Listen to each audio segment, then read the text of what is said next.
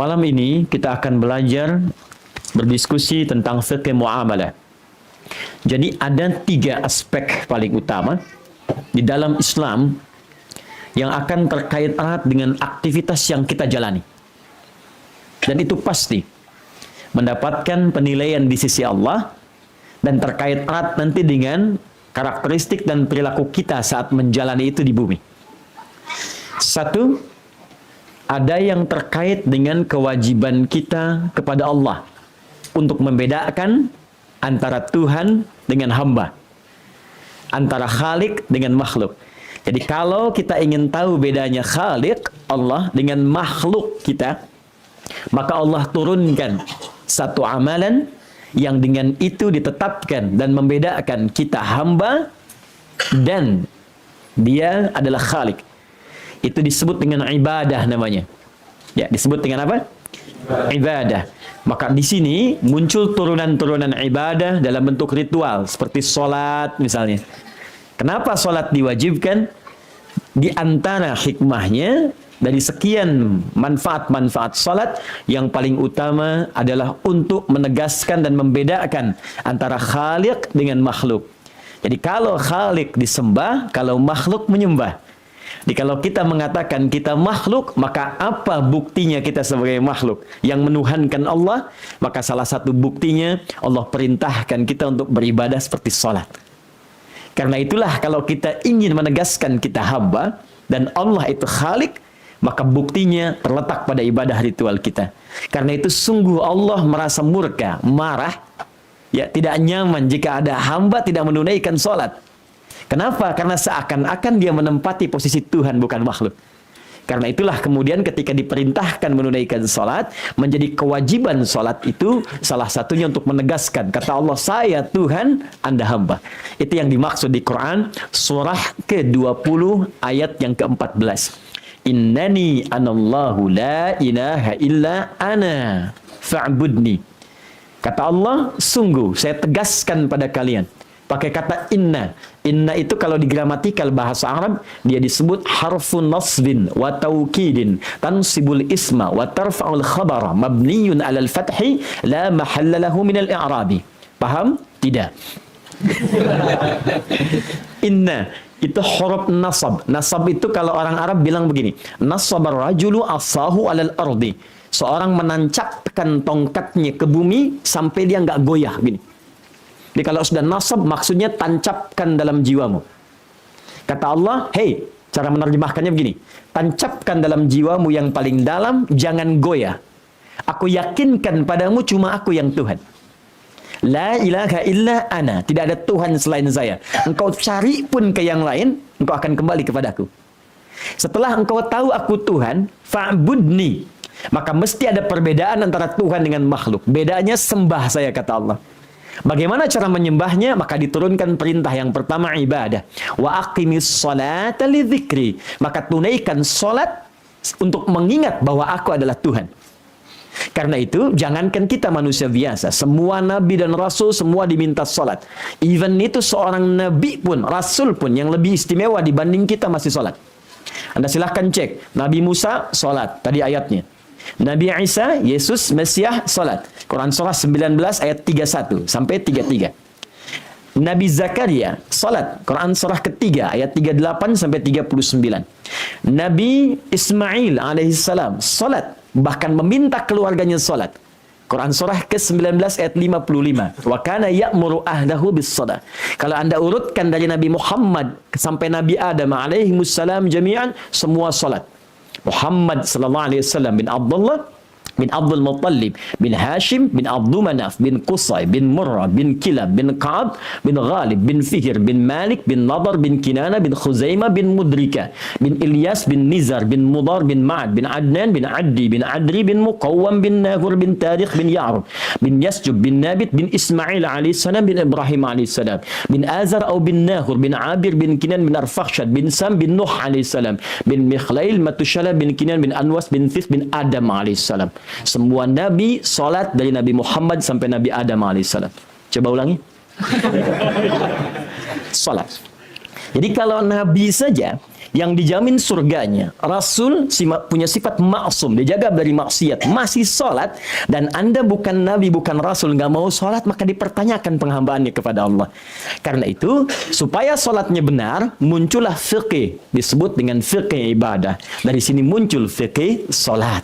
Belajar kita sholat dengan benar. Nanti kita tempatkan di lain bab saat belajar tentang sholat. Ternyata bukan hanya, sholatnya yang penting sebagai seorang hamba. Begitu kita sholat, apresiasi diberikan oleh Allah. Langsung diberikan 5 keistimewaan yang tidak diberikan pada orang yang tidak sholat. Apa keistimewaannya? Nanti kita bahas lain waktu, karena sekarang bukan fikih ibadah. Sekarang fikih muamalah. Simpan dulu, nanti kita teruskan. Satu makhluk yang pernah dikutuk oleh Allah ketika tidak mau sujud, yaitu iblis namanya. Ketika diminta sujud atas perintah Allah, dia tidak mau. Diklarifikasi untuk didengar oleh semua makhluk. Quran surah ke-7 ayat 11 sampai dengan 13. Di ayat 12-nya, qala ma mana'aka alla tasjuda idh amartuk. Kata Allah, "Hei iblis, kenapa engkau enggak mau sujud ketika aku perintahkan?" Bukan sujudnya yang penting. Semua makhluk langit dan bumi tak sujud kepadaku, tidak akan menurunkan statusku sebagai Tuhan. Cuma ini perintahku. Jadi ketika kita diperintahkan sholat, Allah nggak butuh dengan sujud dan ruku kita. Kita yang butuh. Dan untuk membedakan antara Tuhan dengan hamba. Baik, simpan itu, masuk pada bagian yang kedua. Hubungan hidup kita tidak hanya terkait erat secara zona vertikal kita dengan Allah, tapi kita berinteraksi dengan manusia. Maka ada kemudian aturan yang kedua yang mengatur bagaimana kita bisa berhubungan manusia dengan baik. Bahkan mohon maaf, jika ada orang hubungan vertikalnya bagus, habdu minallah, tapi aspek yang kedua ini tidak bagus, maka aspek yang pertama, yarhamukallah, itu nilai pahalanya bisa ditarik untuk menutup aspek yang kedua. Bagian kedua ini tidak kalah penting, disebut dengan muamalah. Bahkan ada orang fikih ibadahnya bagus, tapi yang keduanya ternyata punya persoalan, maka dia diancam oleh Nabi dalam hadis riwayat Muslim. Rawinya sahabat Abu Hurairah radhiyallahu taala anhu. Nabi berkata, "Atadrunal muflis?" Dan kumpul seperti ini, kata Nabi, "Tahukah kalian orang-orang yang nanti bangkrut di hari kiamat?" Kata para sahabat, "Qalu, qulna ya Rasulullah, ya Allah wa rasuluhu a'lam." Ya Rasulullah, wahai Rasulullah, ada yang berkata, orang bangkrut itu bukankah orang yang tidak punya uang sepeser pun dan tidak ada aset sedikit pun? Al-muflisu fina ma la dirham lahu wa la mata', kata para sahabat. Logis secara ekonomi. Tapi perhatikan kata Nabi, al-muflisu min ummati. Maksudku kata Nabi bukan yang itu. Al-muflisu min ummati, umatku yang nanti akan bangkrut. Perhatikan, Nabi tidak menyebut umatnya Musa alaihissalam, umatnya Isa alaihissalam, tapi spesifik menunjuk ada orang mengaku umatnya Nabi Muhammad dan bangkrut di akhirat kelak. Waliyadzubillah, insyaallah itu bukan kita. Tidak cukup dengan amin. Lihat dulu hadisnya. Oke, sekarang perhatikan. Ya'ti yaumal qiyamati. Sifat orang ini akan datang di hari kiamat. Satu bisolatin. Ibadah solatnya banyak. Ritualnya rajin. Jangankan solat fardu, solat sunnah dia buru. Wasyamin. Puasanya itu rajin. Jangankan puasa Ramadan, bahkan sunnah pun. Senin, Kamis, Ayyamul Bid. Kadang-kadang ada yang Daud dia kejar. Wazakatin, zakatnya tak tertunda.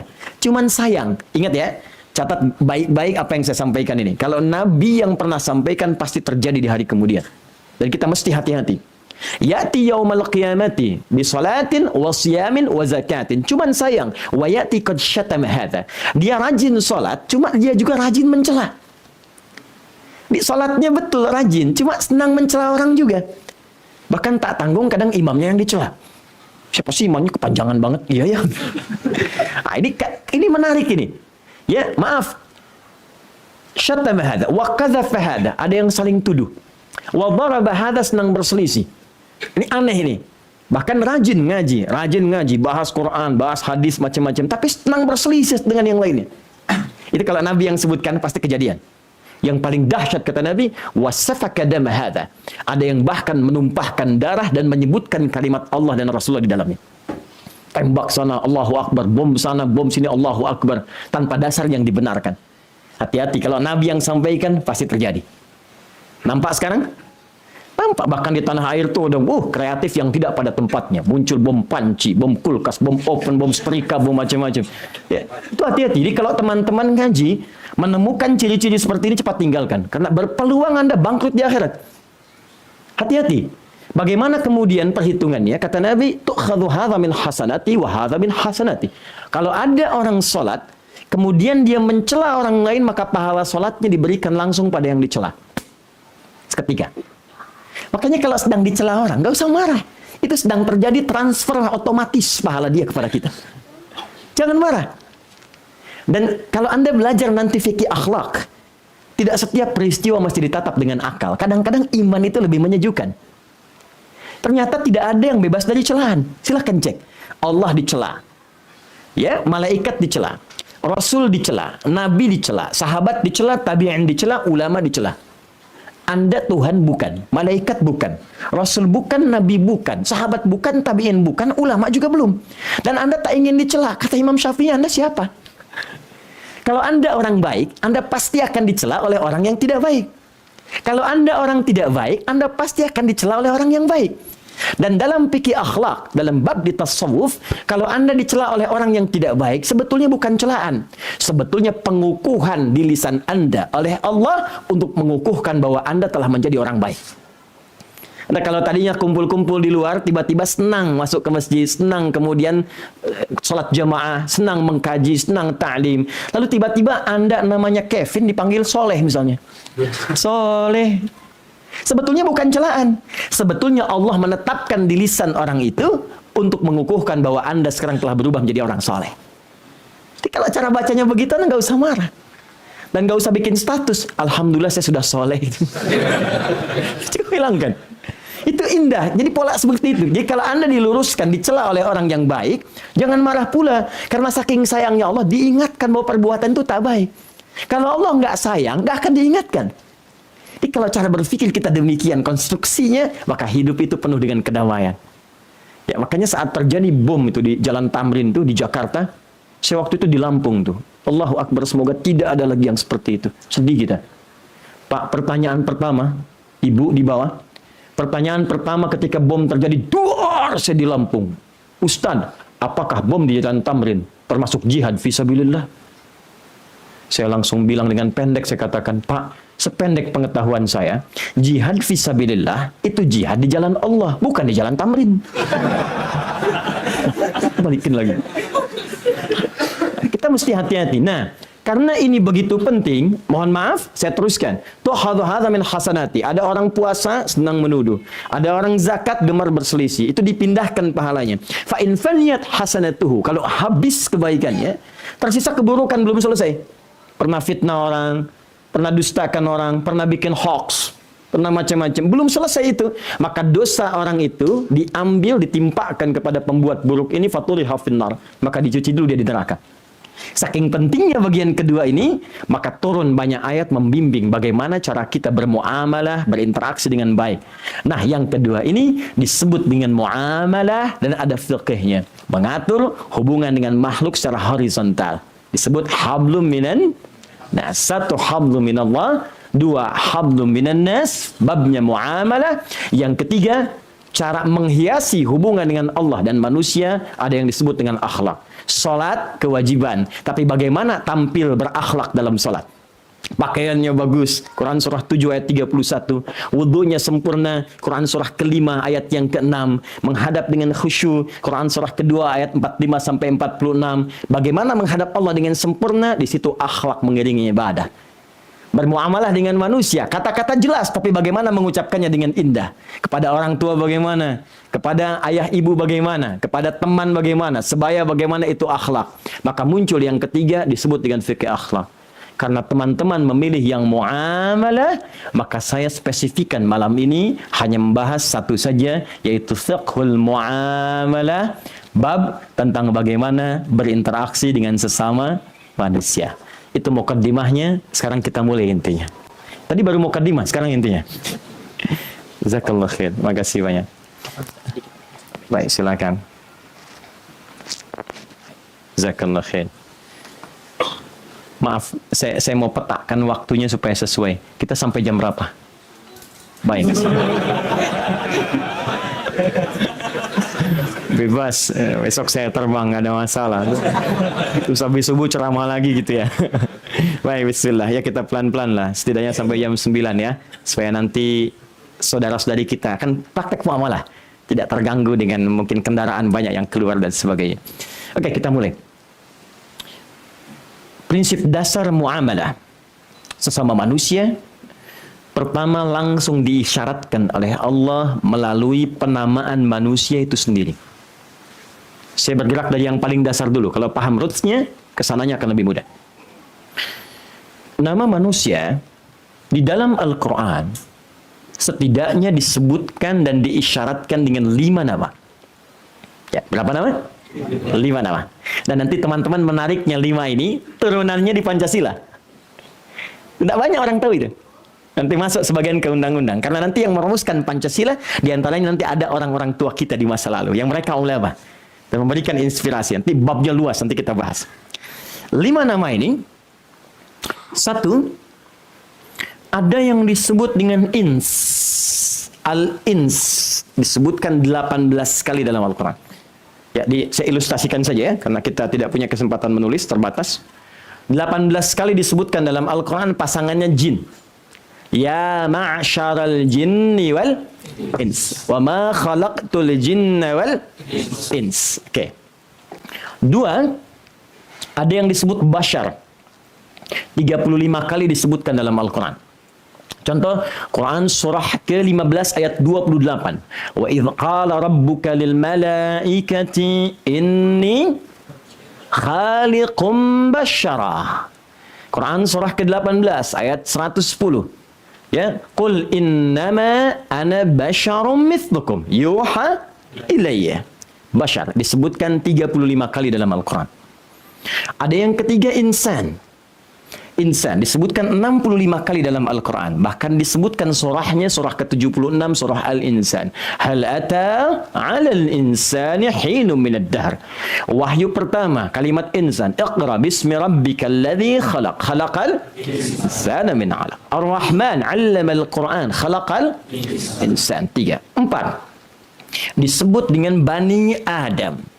Bani Adam 7 kali disebutkan dalam Al-Quran. Contoh Quran surah ke-7 ayat 31. Ya Bani Adam khudhu zinatakum 'inda kulli masjid. 5. Kalimat An-Nas. An-Nas disebutkan 241 kali dalam Al-Quran. Bahkan menjadi nama surah penutup dalam Al-Quran dan surah paling favorit di muka bumi sampai saat ini. Qul a'udzu birabbin nas. Baik. Apa makna 5 nama ini? Kita mulai dari bagian pertama. Kita pelan-pelan, fokus dengan baik. Bismillah. 1. Al-ins. Disebutkan 18 kali, dipasangkan dengan jin. Teman-teman sekalian, ada yang sangat menarik di sini. Ins ketika disebutkan, selalu dipasangkan dengan jin. Selalu Anda analisis. Bahkan ketika jinnya dijamakkan jadi jinnah, insnya dijamakkan jadi nas. Minal jinnati wan ya ma'syaral jinni wal ins. Jin, ins, jin, ins. Ternyata setelah diteliti, Allahu Akbar, semua makna ini yang melekat pada keduanya itu saling kontradiktif, paradoks. Jin punya 3 arti, ins punya 3 arti, dan 3-tiganya saling berlawanan satu sama lain. Jin, kenapa disebut dengan jin? Pertama, jin memiliki arti sesuatu yang tersembunyi. Ins, tampak. Nah, ini saya kasih rumus cepat ya. Tidak bermaksud mengajari, hanya share saja. Kalau ada di bahasa Arab dibuka kalimatnya dengan jim dan nun, itu pasti maknanya tak nampak, tersembunyi. Contoh, janin, perempuan punya janin. Dibuka dengan jim dan nun. Kenapa disebut janin? Karena tak tampak dalam pandangan kasat mata kita. Tersembunyi di balik rahim ibunda. Jannah, apa artinya jannah? Surga. Kenapa disebut dengan jannah? Karena belum tampak sekarang dalam pandangan kita. Jadi jin, jinnah, jannah, sesuatu yang tak tampak. Jin disebut jin karena tak tampak dalam pandangan. Cuman satu dari jim dan nun yang tampak, yaitu jun. Jin dan jun. Karena junnya ins. Baik, jadi ketika jin disebut dengan jin, Allah ingin menegaskan fitrah penciptaan jin itu tersembunyi. Jin itu fitrahnya nggak nampak, Pak. Itu fitrahnya. Jadi kalau ada jin melakukan penampakan, itu pasti jin sedang bermasalah. Itu rumus itu, pasti. Apalagi manusia yang cari-cari penampakan jin. Ingat itu. Jadi jin itu memang nggak nampak. Jadi kalau dia sedang nampak, itu sedang stres jinnya. Fitrahnya tersembunyi, dia nggak nampak, Pak. Makanya banyak hadis menyebutkan kalau ada manusia mengaku melihat jin, awas hati-hati, itu artinya sebetulnya sedang diganggu dengan jin. Ada yang mengaku saya lihat jinnya, ada jin ini, itu sedang terganggu dengan jin. Apapun gelarnya. Baik, kembalikan. Jin disebut jin karena tersembunyi. Manusia disebut ins karena tampak. Makanya ketika dia terlahir, terdengar suaranya, tampak fisiknya, wujudnya ada. Kan nggak pernah ada seorang ibu melahirkan, tangisannya kedengaran, bayinya nggak ada. Mana anak saya gitu kan? Pasti nampak. Makanya manusia dalam bermuamalah itu fitrahnya selalu nampak, Pak. Nampak, kelihatan. Nah, pengertian terbaliknya, kalau ada manusia yang senang sembunyi-sembunyi, ke rumah pulang sembunyi-sembunyi, ke kantor datang sembunyi-sembunyi, ke masjid datang sembunyi-sembunyi, bahkan ketemu Anda sampai sembunyi-sembunyi, itu artinya dia sama dengan, bukan saya yang bilang, ini nih. Sama, dia sedang punya persoalan. Dia sedang keluar dari fitrahnya. Kita itu biasa nampak, Pak. Itu sederhana, Pak. Diberi nama dengan ins, ibu di bawah, untuk menetapkan ini manusia nampak. Jangan cari banyak masalah dengan orang. Perbaiki hubungan yang baik-baik. Jangan sampai hubungan yang rusak ini menyebabkan kita sering sembunyi, nggak akan enak. Ya, buka WhatsApp sembunyi-sembunyi. Pasang status sembunyi-sembunyi. Baik, datang ke tempat sembunyi-sembunyi. Itu artinya Anda sedang punya masalah. Ada persoalan, uraikan itu. Baik, satu, awas hati-hati. Nanti kita turunkan lagi baik-baik dari sini, nanti babnya luas. Kita ambil highlightnya dulu. Jadi yang pertama, fitrah manusia disebut dengan ins, supaya ia membangun hubungan muamalah dengan perasaan yang gembira dan tampak. Kalau Anda tergerak untuk menyembunyikan sesuatu, maka ada persoalan yang perlu dituntaskan di dalamnya. Satu. Dua, ins berarti lembut, halus. Makanya yang makhluk halus itu bukan jin, antum. Saya, kita. Jin kasar. Maaf, jin kasar. Jin itu kasar, dia nggak punya kelembutan. Makanya kalau ada orang pun kemasukan jin, mustahil jadi lembut. Ada orang kemasukan jin datang ke sini, langsung mengatakan, Ustadz mohon izin saya ikut ceramah ya. Mustahil. Mustahil. Kalau tidak mulutnya meracau, pasti sikapnya mengacau. Jin. Manusia tidak. Itu lembut, Pak. Lembut. Bahkan yang ketiga, saking lembutnya dia cenderung pada kebenaran. Makanya, maaf ya, sekasar-kasarnya orang, nggak mau dikasari. Ketika ada orang berkata yang tak baik, hatinya pasti akan menentang, karena dasarnya lembut. Dia cukup jadi manusia untuk menjadi pribadi yang lembut. Walaupun dia belum beriman, tapi fitrah kebenaran dan kelembutan itu pasti ada. Makanya kalaupun non-muslim belum beriman, teman-teman Jepang kita misalnya, yang ada di sini, itu pasti punya fitrah kelembutan. Kalau melihat satu kekerasan, hatinya menolak. Kalau melihat kemudian atau mendengar satu tindakan yang tak baik, pasti hatinya mengingkari. Kenapa? Karena itu fitrah. Fitrah. Ini yang disebutkan oleh Nabi, kullu mauludin yuladu alal fitrah. Di antara makna fitrah cenderung pada kelembutan dan kebenaran, selain agama. Setiap yang terlahir, itu sebetulnya lembut. Halus, baik. Cuman fa'abawahu lingkungan. Abawa itu jangan selalu diterjemahkan dengan ayah ibu, tidak. Karena ada orang lahir, bapak ibunya sudah nggak ada. Bapak meninggal sebelum lahir, ibu meninggal saat lahiran. Bagaimana Anda bisa terjemahkan dengan bapak ibunya? Abawa itu bisa diartikan lingkungan sekitarannya. Karena ada bapak ibunya baik, begitu sekolah dapat lingkungan yang tak baik. Pengaruh tempat kerja yang tak baik. Pengaruh kawan yang tidak baik, itu yang merubah dia itu dari lembut jadi kasar. Makanya nanti dalam Islam diturunkan bimbingan muamalah sejak anak itu tumbuh, maka ada fiqh bagaimana menuntun anak tumbuh dengan lembut dan baik. Contoh, buka Quran surah ketiga Ali Imran ayat ke-35 sampai dengan ayat yang ke-37. Pernah dengar Imran? Saya tidak katakan kenal. Kalau Anda kenal, saya pulang. Pernah dengar Imran? Imran ya? Baik, siapa istrinya? Ya, kalau tidak tahu cepat katakan Allahu a'lam. Waktu kita terbatas. Ya. Ya, Masya Allah, mohon maaf tuh malaikat ditanya, qalu subhanaka la ilma lana illa ma 'allamtana. Sahabat ditanya Allahu a'lam. Anda malaikat bukan, sahabat bukan. Yang buka Google dulu ya, kelamaan. Baik, Imran, istrinya namanya Hanna. Ya, ini materi hangat nih, saking hangatnya saya buka dulu nih. Jazakallah khair. Imran itu bukan nabi. Imran bukan rasul, manusia biasa seperti kita. Di Allah langsung kasih contoh yang bukan nabi dan rasul supaya kita nggak ngeles. Ya Allah, saya kan bukan nabi, saya kan bukan rasul. Imran bukan nabi, bukan rasul. Hanna bukan nabi, bukan rasul. Tapi keluarga ini mampu menyiapkan anaknya, dididik dengan baik sampai tumbuh jadi orang hebat di masa depan. Perilakunya lembut, ajarannya kasih dan dalam, dan hebatnya dipuji dan dimuliakan oleh Allah. Sekarang perhatikan baik-baik apa yang mereka kerjakan. Mereka pahami betul bahwa fitrah manusia lembut, baik, lurus. Maka sejak dalam kandungan, Hannah berdoa kepada Allah supaya anaknya dijaga turut dalam kebaikan. Ini fikih muamalah di keluarga yang pertama. Idh qalat imra'atu Imran rabbi inni nadhartu laka ma fi batni muharrara fataqabbal minni.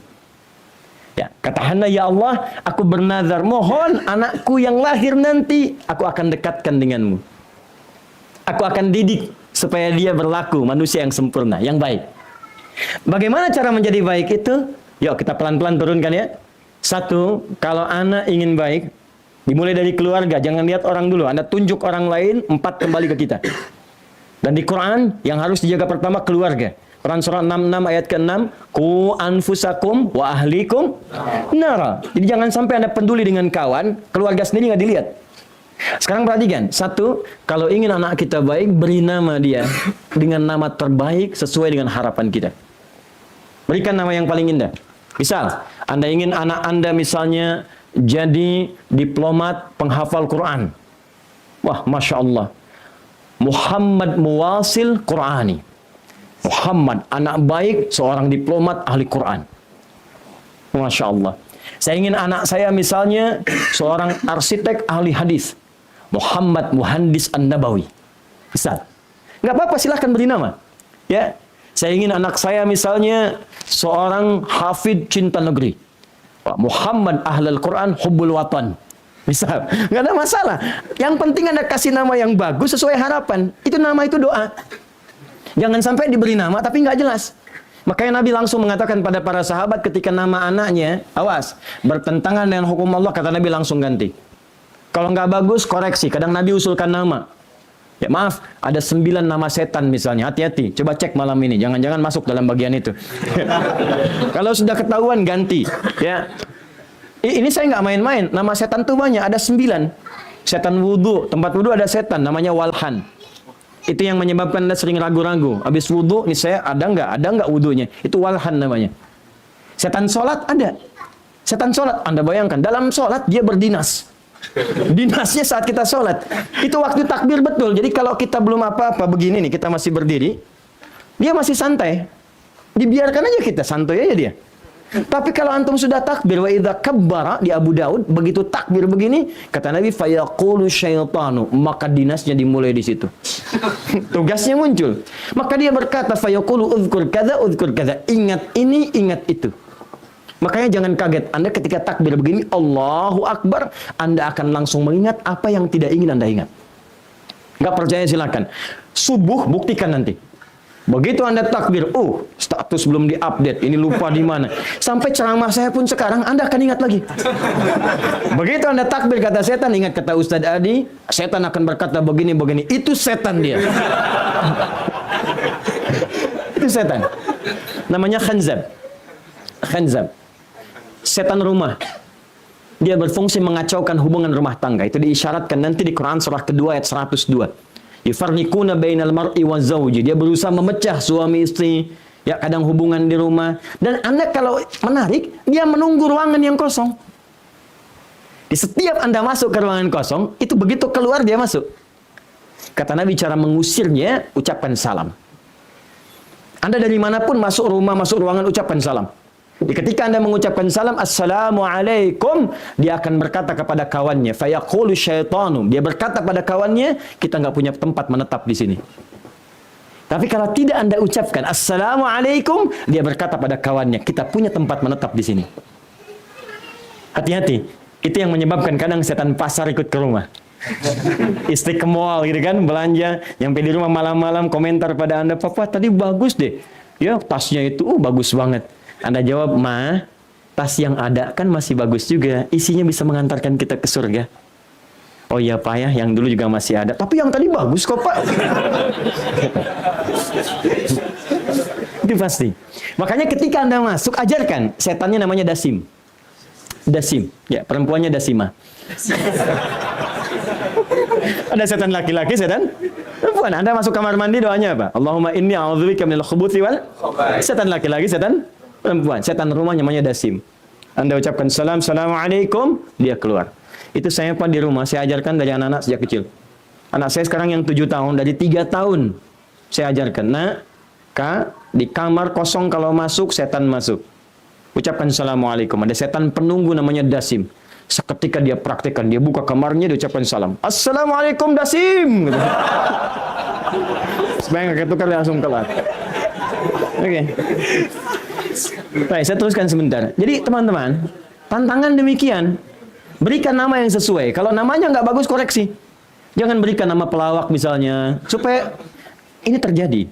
Anda menikmati sebuah komedi, lalu tokohnya berikan nama kepada anak. Dan anak itu ketika tumbuh jadi bahan tertawaan. Alihkan pada yang baik sesuai harapan. Arahkan pada yang indah-indah. Itu nama yang pertama. Setelah itu apa yang terjadi? Perhatikan ayat 36-37-nya. Berikan nama yang baik, sertakan doa. Saya mohon pada Anda, apapun pekerjaan kita, entah birokrat, diplomat, pengusaha, kensuse, teman-teman dan sebagainya, ketika keturunan itu ada, titipkan doa.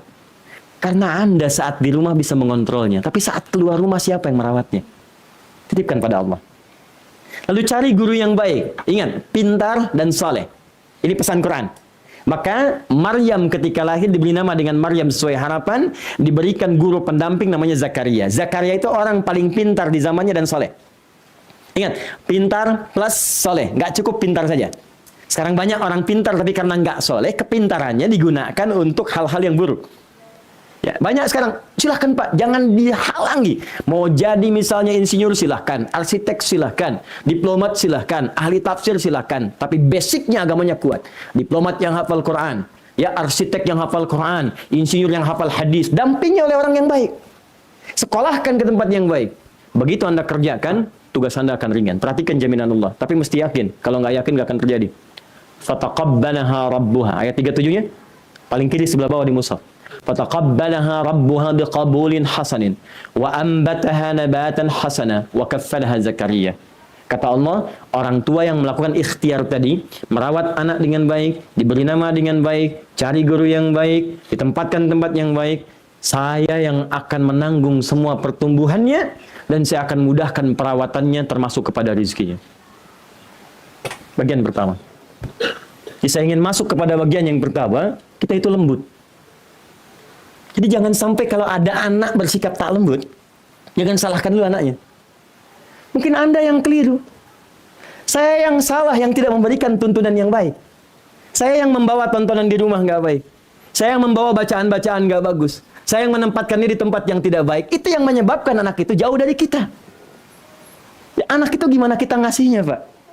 Kita pernah uji coba di Bekasi, anak-anak dikasih bacaan thayyibah, kasih bacaan Quran. Yang keluar itu, dibawa ke dokter mau disuntik, kalimatnya thayyibah, mau disuntik, astagfirullah ya Allah, astagfirullah ya Allah, aku salah ya Allah. Jadi apa yang dikasih, itu yang dibaca. Dikasih istighfar, ya istighfar. Dikasih tayo, yang dia bilang tayo, oh tayo, oh tayo. Ini. Apa yang masuk itu yang diungkapkan. Jadi kalau anak tumbuh dari kecil, dikasih lingkungan yang tak baik, ya sudah. Apalagi ketika dewasanya nalar sudah berfungsi, lingkungan tak baik, pasti akan merubah keadaan diri kita. Maka highlight poin terbesarnya, sebelum kita menghukumi muamalah dengan orang lain, perbaiki diri kita dulu. Karena boleh jadi, kita buruk itu bukan karena lingkungannya buruk. Karena kita tak mampu menempatkan diri kita di tempat yang baik. Maka carilah lingkungan yang baik. Pekerjaan, cari orang-orang baik. Jauhi sifat yang tak baik. Rugi, antum berbuat tak buruk, buruk tuh rugi. Demi Allah saya katakan, jangan pernah terfikir berbuat maksiat yang kotor. Karena rugi sendiri, capek sendiri. Ya maaf, perbuatan kotor itu merusak pikiran. Mengganggu ingatan. mencederai kehidupan bahkan di rumah tangga, membuat pekerjaan Anda terganggu, mematikan naluri kebenaran, dan menghancurkan sifat-sifat kemuliaan. Kalau sudah dikerjakan keburukan ini, hati Anda akan mati di situ. Itu yang paling bahaya. Karena itu Anda kembali lihat, cek teman-teman di kantor. Dakwahi dengan kebaikan. Jadikan diri kita dulu baik. Anda kembali ke pekerjaan Anda. Anda kembali ke kampus Anda. Minimal, kalau Anda ingin dapat teman yang baik, Anda dulu jadi orang baik. Maka keluarga Anda seketika akan baik. Saya sampaikan ini di Indonesia, kepada orang tua supaya berubah jadi baik, demi Allah. Sampai sekarang rekornya 100%. Ketika orang tuanya baik, seketika anak-anaknya Allah jadikan orang baik semua. Sampai sekarang. Itu poin yang sangat indah. Jadi, kalau ada keburukan terjadi, jangan salahkan orang dulu. Boleh jadi kita yang kurang baik. Ingat ya, Quran jelas, baik ketemu baik, buruk ketemu buruk. Mustahil chemistry-nya berubah, mustahil. Anda kalau sudah baik, maka yang buruk akan keluar. Anda seringkali berkata yang baik, kosakata yang buruk sulit diucapkan di lisan. Begitu akan berkata, tak mampu Anda. Tapi kalau Anda terbiasa berkata yang buruk, yang baik itu nggak punya kosakatanya. Makanya kiai ketemu kiai lagi. Baik ketemu baik, Assalamualaikum. Preman ketemu preman, nggak mungkin salam. Assalamualaikum akhi, nggak mungkin. Preman. Ya, kita tinggal kondisikan saja. Anda jangan menghukumi orang, kita mulai diri kita dulu. Di fikih muamalah sebelum keluar, dimulai dari aspek internal terlebih dahulu. Bagian pertama. Baik. Yang kedua, masih di ins. Fokus. Allah turunkan kemudian iman, dikorelasikan dengan ibadah, untuk membimbing aspek internal tadi, supaya berperilaku baik dalam kehidupan. Apa di antara contohnya? Perhatikan baik-baik di sini. Tadi masih ins manusia. Ketika di dalam tubuh manusia diinstal dengan iman, masuk iman ke dalamnya, maka iman itu akan menjadi mercusuar yang memberikan sinar kepada seluruh anggota tubuh untuk berperilaku mulia. Sehingga dalam Quran tidak pernah Anda temukan, awas, fungsi tubuh yang disebutkan kecuali imannya disebutkan duluan di situ. Seakan Allah ingin mengatakan begini, beda orang beriman dengan yang belum beriman. Orang beriman itu, iman dalam hatinya akan memancarkan arahan bimbingan kepada seluruh anggota tubuhnya untuk berperilaku baik dalam kehidupan. Karena itu setiap menyebutkan fungsi tubuh kita, iman disebutkan duluan. Yuk kita cek. Kita mulai dengan mata misalnya. Sebelum menyebutkan fungsi mata, disebutkan imannya dulu. Apa fungsi mata? Melihat. Belum lengkap. Kalau cuma melihat, kambing melihat. Elang melihat. Dan tatapan elang lebih tajam dibanding kita. Elang naik ke udara, bukit, ke langit, anak ayam kelihatan. Anda naik ke langit lewat pesawat, anak sendiri tak nampak. Nah, tapi mata elang tidak dihisap, mata kita dihisap. Quran surah ke-17 ayat 36. Wala taqfu ma laysa laka bihi ilmun innas sam'a wal basara wal fuada kullu ulaika kana anhu mas'ula. Hati-hati, jangan pernah ikuti sesuatu yang tak tahu Anda pengetahuannya, enggak tahu dasarnya. Sungguh, sumber informasi, pendengaran, penglihatan, plus akal kita akan ditanya di akhirat nanti. Sekarang perhatikan, ternyata fungsi mata itu, khususnya bagi yang beriman, bukan melihat. Bukan sekedar melihat, tapi melihat yang baik-baik. Kalau kita manusia, karena manusia itu baik, maka matanya pasti dipakai yang baik. Karena itu hati akan otomatis menolak kalau mata ini digunakan pada yang tak baik. Apalagi ada iman. Karena itu buka Quran surah ke-24, ayat 30 untuk laki-laki, ayat 31 untuk perempuan. Imannya disebutkan dulu, baru fungsi matanya. Qul lil mu'minina yaghuddu min absarihim. Untuk perempuan, ayat 31-nya. Qul wa qul lil mu'minati yaghuddna min absarihinna. Katakan pada pria-pria yang punya iman, perempuan-perempuan yang punya iman, imannya itu pasti akan memancarkan cahaya pada matanya dan membimbing matanya melihat yang baik-baik saja. Ghaddul basar itu memalingkan pandangan dari yang tak baik menurut hati. Jadi kalau iman kita masih ada, mata ini nggak akan melihat yang tidak baik. Makanya ketika mata dipakai melihat yang tak baik, dipertanyakan ada iman nggak dalam diri kita? Cek dulu. Makanya dilatih lewat sholat supaya iman kuat. Dilatih lewat Quran, iman supaya kuat. Karena itu kalau antum terbiasa sholat, lihat orang sholat, lihat Quran, itu otomatis matanya terjaga, Pak. Demi Allah saya katakan. Mustahil orang sholat, itu matanya akan mudah digunakan melihat yang dilarang oleh Allah. Mustahil. Pornografi, porno aksi, misalnya dan yang lainnya, itu mustahil. Itu disebut fahsya namanya. Makanya ketika sholat membebaskan kita dari fahsya. Inna sholata tanha anil fahsya. Quran surah ke-29 ayat 45. Jadi kalau sholatnya benar, antum benar aja sholat. Itu otomatis. Lihat gambar nggak bagus, palingkan. Lihat bacaan nggak bagus, palingkan. Gambar nggak betul, tayangan nggak betul, paling. Itu otomatis. Bahkan kalau imannya lebih kuat, makin kuat, itu diisyaratkan di Quran surah ketiga, ayat 133, itu bahkan ketika berpaling, lisannya bisa istighfar. Walaupun mungkin dia nggak sengaja lihat, begitu berpaling merasa salah, astagfirullah. Dihapuskan dosanya, dipalingkan dari situ. Astagfirullah. Dan biasanya ada 3 kategori. Ada yang imannya kuat betul, begitu berpaling langsung istighfar. Astagfirullahaladzim.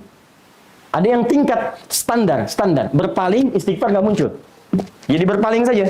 Seperti ini misalnya, itu standar iman. Tapi yang banyak biasanya, yang banyak istighfar tapi mata nggak berpaling. Itu agak banyak itu, ya, agak banyak. Ya, jadi istighfar, cuman matanya masih mungkin astagfirullah. Pak Arif ini astagfirullah gitu ya. Nah, itu pasti salah itu. Ya. Nah, sekarang cek berapa banyak setiap hari mata kita diarahkan pada yang tidak baik. Lisan. Coba buka Quran surah ke-49 ayat 11 sampai 12. Ya ayyuhalladzina amanu, iman dulu. Baru la yasra qaumin qaum, jangan saling mencela. Ya ayyuhalladzina amanu la yaghtab ba'dukum ba'dha. Iman dulu, jangan gosip. Ini orang beriman mustahil gosip. Orang beriman mustahil bikin hoax. Orang beriman mustahil lisannya mudah mencela, itu mustahil. Karena imannya akan mengoreksi keadaan lisan sehingga tidak keluar yang tak baik. Karena kita ini makhluk baik, Pak. Makanya Allah nggak ridho kalau semua tubuh kita mengerjakan yang tak baik. Patut ditanya. Bahkan tangan nih, daripada dipakai yang nggak baik, potong aja lah kata Allah. As-sariqu was-sariqatu faqtu aydiyahuma. Quran surah 5 ayat 38. Ya. Tangan tuh kalau dipakai yang nggak baik buat korupsi, buat nyuri, potong aja. Aku ciptakan tangan bukan untuk nyuri kata Allah. Makanya sekarang diterjemahkan di sebagian hukum itu bikin hukum yang ketat. Potong tuh bikin hukum yang ketat sehingga tangan tidak punya potensi untuk mencuri. Lipat gandakan hukumannya. Kuatkan penjaranya, isolasi dia supaya dia tangannya terhambat, terpotong peluang untuk mencurinya itu. Ya. Jadi saking cintanya Allah pada kita, manusia itu mesti baik. Kok aneh, kalian datang itu bersih, nggak ada dosa, kotor, ya maaf bersih, jernih, putih, kok pulang-pulang jadi kotor? Apa yang didapatkan? Jelas ya? Maka itu hati-hati. Kalau ada tawaran-tawaran, ingat kita manusia. Awas, hati-hati, kita manusia. Baik, bersih, sempurna. Kalau Anda berinteraksi dengan manusia, ditawarkan yang tak baik, segera Anda hindari. Cukup katakan pada diri Anda, saya masih manusia.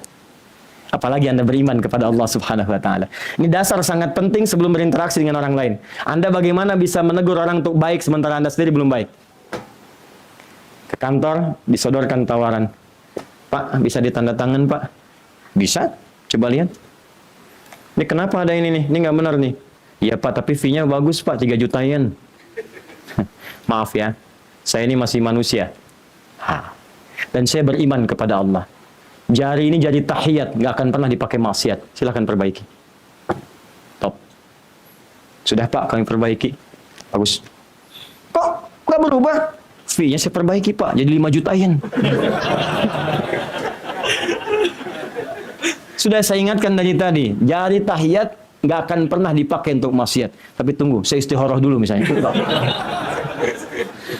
Maksiat nggak ada istikharah Pak, jauhi Pak. Bu ya, di bawah jauhi. Nah, ini bagian pertama, disebut dengan ins, menunjukkan kita orang lembut, kita orang halus. Jadi sebelum kita berinteraksi dengan orang lain, perbaiki dulu diri kita. Itu muamalah bagian pertama. Oke, yang kedua, saya agak cepat. Insan. Nanti di sini ada terkait dengan aspek-aspek turunan, ada harta, ada ilmu, ada tenaga. Yang kedua insan, saya agak cepat. Insan disebutkan 65 kali dalam Al-Quran. Tidak disebutkan kalimat insan. Saya akan tunjukkan kepada Anda begitu sempurnanya diksi Al-Quran. Mustahil ada yang menyampaikan informasi seperti ini kecuali Allah Rabbul Alamin. Manusia mustahil. Insan secara bahasa bila disebutkan berarti menunjuk pada manusia dengan totalitas aktivitasnya dari bangun tidur sampai tidur lagi. Jadi kalau disebutkan kalimat insan dalam Quran, itu memberikan bimbingan kepada kita bagaimana beraktivitas dari bangun tidur sampai tidur lagi. Nah, sekarang kita lihat seperti apa manusia dibimbing oleh Allah untuk menata aktivitasnya dalam bermuamalah. Yuk. Buka Quran surah ke-103. Itu akarnya. Ya, ini dasarnya, ini pokoknya. Kalau gagal pada yang ini, turunannya akan repot. Wal asr. Demi asar. Apa artinya asar? Apa artinya asar? Asar. Apa artinya zuhur? Zuhur. Waktu, baik. Asar itu bukan sekedar waktu. Waktu kan bahasa Arab juga. Waktu bahasa Arab. Banyak bahasa Arab diserap. Dan orang Indonesia mesti beruntung. Kenapa? Karena 60% kosakatanya diserap dari bahasa Arab. Makanya kalau orang Indonesia belajar bahasa Arab, itu cepat Pak, mudah sekali.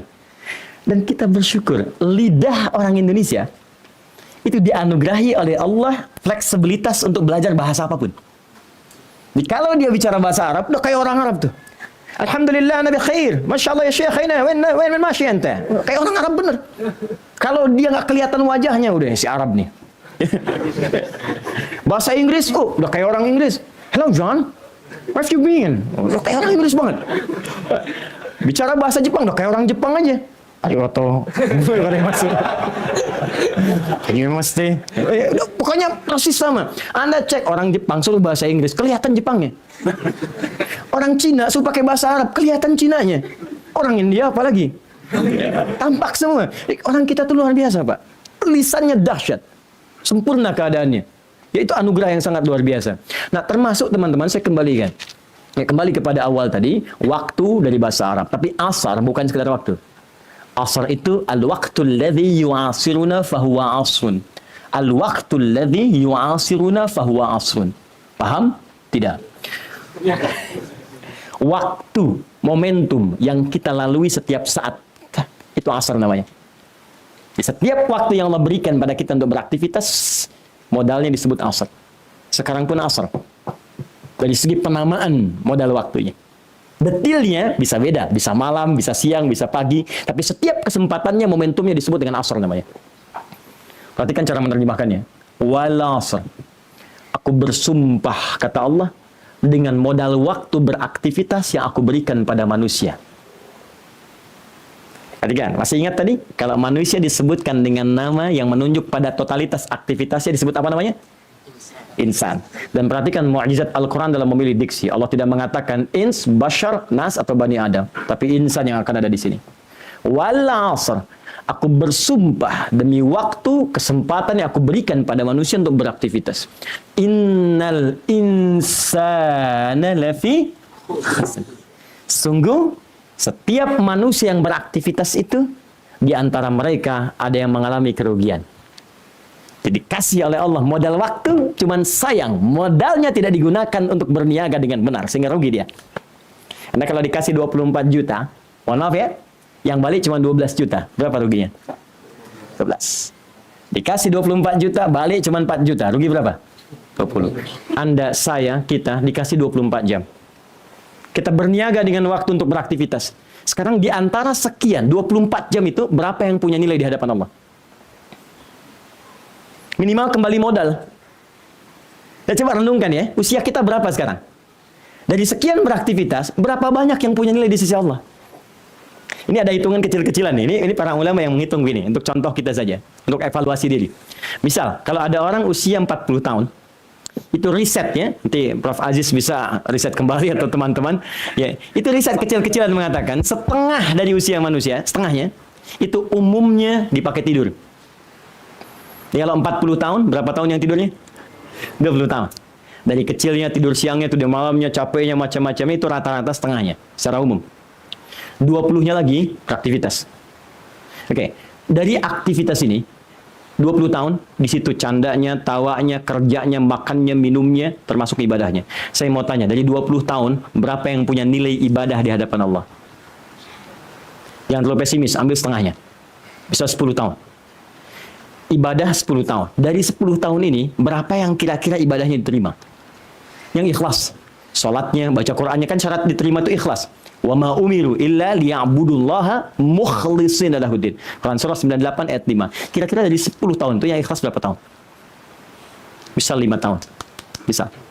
Jadi dari 40 tahun, kita punya modal terbaik, bekal yang tidak relatif ada persoalan di dalamnya cuma 5 tahun. Dosanya berapa tahun? Terus dari situ berharap masuk surga Firdaus, bertemu dengan Rasulullah. Karena itu, kalau sadar ada banyak yang kurang tepat, sisanya kita koreksi. Maka bagaimana menggunakan waktu itu dengan kualitas yang dibenarkan oleh Allah? Maka muncul tuntunan. Perhatikan baik-baik. Wal 'asr innal insana lafi khusr. Supaya nggak rugi menggunakan waktu untuk beraktivitas, bagaimana caranya? Illal ladzina amanu wa 'amilus salihat. Orang yang tidak rugi, kata Allah, minimal pertama, dia punya nilai iman dalam dirinya. Kita sudah mendapatkan bagiannya, alhamdulillah, sampai malam ini. Ya, ini ingat. Iman itu kaidah akhirat, bukan dunia. Kalau dunia itu berkahnya, tapi iman kaidah akhirat. Walaupun nggak ada iman, mungkin sebagian manusia merasa nggak rugi di dunia. Tapi kan bekal pulang ke akhirat itu iman. Nomor satu. Makanya dalam Islam syahadat nomor satu kan? Iman. Kalau baik, itu banyak, Pak. Non-muslim jangan dikira tidak baik. Banyak yang jujur di sini, banyak. Disiplin banyak. Yang nyumbang banyak. Saya pernah ditanya, Ustadz, kok ada orang baik di dunia karena nggak beriman masuk neraka? Saya sampaikan, karena hukum akhirat itu beda dengan dunia. Syarat iman itu yang paling pokok. Anda mau masuk kampus ke Tokyo University, syaratnya 5. Gagal 1, kira-kira masuk nggak? Tidak. Dan yang gagal itu syarat pokoknya. Yang lainnya itu pendukung. Makanya saking adilnya Allah, kalau ada orang baik di bumi, dia belum beriman, maka dibalas kebaikannya di bumi. Itu yang dimaksud Quran, surah ke-25 ayat 23. Wa qadimna ila ma 'amilu min 'amalin. Ada Sayyidah Aisyah radhiyallahu taala anha bertanya pada Nabi, "Ya Rasulullah, ya ada non-muslim di zaman Nabi. Baik banget. Di akhirat statusnya bagaimana kalau dia belum beriman?" Maka turun ayat tadi. Wa qadimna ila ma 'amilu min 'amalin. Kata Allah, turun langsung ayat, demi keadilanku, aku berikan, segerakan semua balasan kebaikannya saat di dunia. Dia orang itu mendapatkan apresiasi, kehormatan, kenyamanan saat di dunia. Cuman karena ke akhirat bekalnya itu bukan bekal dunia. Makanya saat dia pulang ke akhirat, bahasanya telah meninggal dunia. Artinya semua yang di dunia ditinggalkan. Ini tinggalkan, Pak. Masuk pakaian, handphone kita, kedudukan yang kita banggakan, semua selesai. Demi Allah saya katakan, gelar ilmu, dari mulai gelar pendidikan sampai doktor, gelar pengajaran sampai profesor, dari mulai kedudukan setinggi-tingginya sampai yang paling tinggi, dari mulai tenaga apapun hilang selesai, sama gelarnya, almarhum, mutawaffa, masuk selesai, semua ditinggalkan. Nah, yang dibawa apa? Iman ke atas. Itu bekal utamanya. Tapi bagi kita yang telah beriman, kata Allah, imannya itu wa'amilus shalihat, akan mendorong ia mengumpulkan amilus shalihat. Amilu artinya aktivitas, pekerjaan. Shalihat, semua yang baik-baik disukai Allah. Semua yang baik-baik yang disukai oleh Allah. Jadi, saya ingin katakan begini, tipikal orang beriman dalam bermuamalah itu, tipikal orang beriman, otomatis imannya akan mendorong semua tubuhnya untuk beramal soleh. Pasti baik. Ini dasar kita ini. Jadi kalau ada orang yang tidak baik, dipertanyakan imannya ada nggak? Ayo, sampai hari ini kita berlatih. Mata, sebulan ini latihan mata dulu. Gunakan untuk melihat yang baik. Lisan, bulan berikutnya, gunakan untuk berkata yang baik. Sampai jadi kebiasaan, sampai ke ujung kaki. Kalau modal ini sudah kuat, yang lainnya akan mengikuti.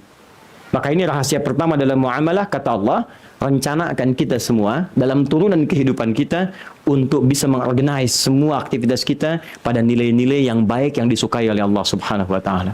Dari sini baru dibuka detil babnya, dari bab pribadi sudah baik, masuklah ke rumah tangga, masuk ke tetangga, sampai dalam kehidupan berbangsa, bernegara, dan mendunia. Sekarang, antum mau batasi sampai mana? Di rumah tangga dulu, atau dengan tetangga, atau lebih luas dengan level masyarakat, atau level dunia? Satu babnya 1 jam. Oke, nanti kita berhenti dulu sebentar ya.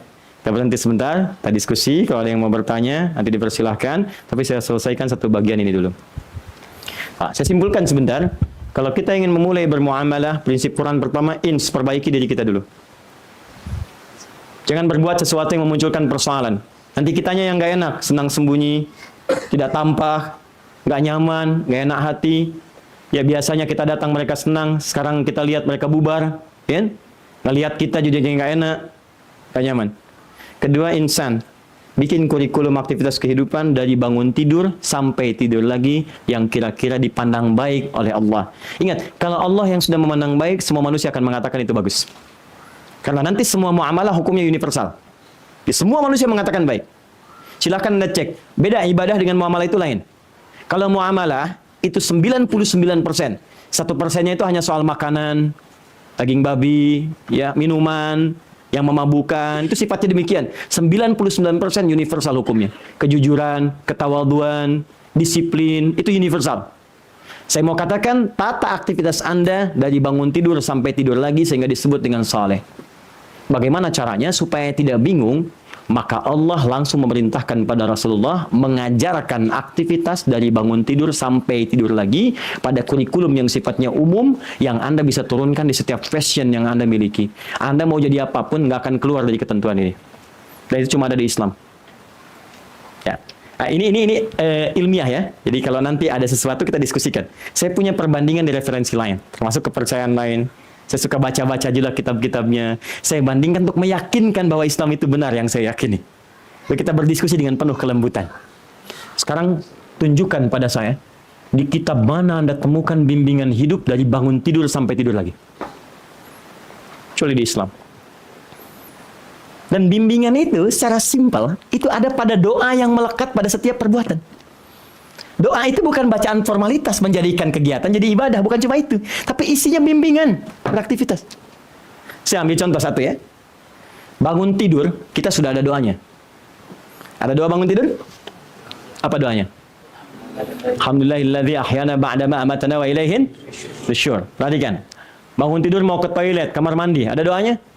Ada. Bahkan kakinya diatur. Masuk kaki kiri, keluar kaki kanan. Berpakaian ada doanya. Makan ada doanya. Mau kerja ada doanya. Mau kerja dengan pulang kerja doanya beda. Ke masjid ada doanya. Dan bahkan beda dengan ke toilet. Toilet ada di dekat masjid atau bahkan dalam ruangan tertentu di masjid. Doanya masuknya beda. Masuk masjid kakinya diatur, kanan masuk, kiri keluar. Toilet kiri masuk, kanan keluar. Doa masuk, keluar beda. Saya tunjukkan satu saja. Ya. Ternyata Anda mau jadi apapun, bimbingannya sama semua, profesi apapun. Dan menjadikan bimbingan itu pekerjaan Anda jadi soleh. Jadi apapun Anda. Diplomat kah, birokrat kah, pengusaha kah, pedagang kah, pelajar kah, ustadz kah. Ustadz pun kalau tidak ikut bimbingan ini, tidak jadi soleh amalnya. Jangan dikira semua ustadz bisa soleh.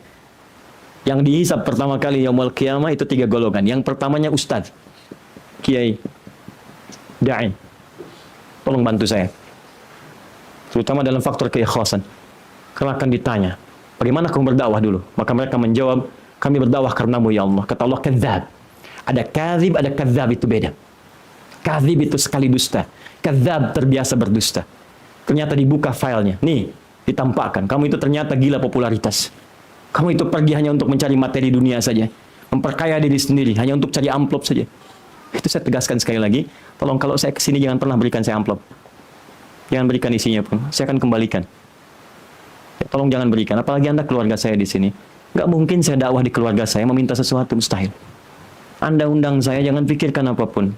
Kalaupun ada sesuatu, saya akan beli tiket sendiri. Saya berangkat sendiri, supaya hisab saya ringan di hadapan Allah Subhanahu Wa Taala. Insya Allah Allah cukupkan bagi saya, nggak ada masalah. Yang penting saya ingin hisab saya ringan di hadapan Allah. Lalu saya katakan begini, ya Allah, saya sudah datang ke Tokyo. Datang sendiri, pulang sendiri, nulis sendiri, ngapus sendiri, nerangin sendiri. Dan saya tidak minta apapun ketika saya datang dan pulang.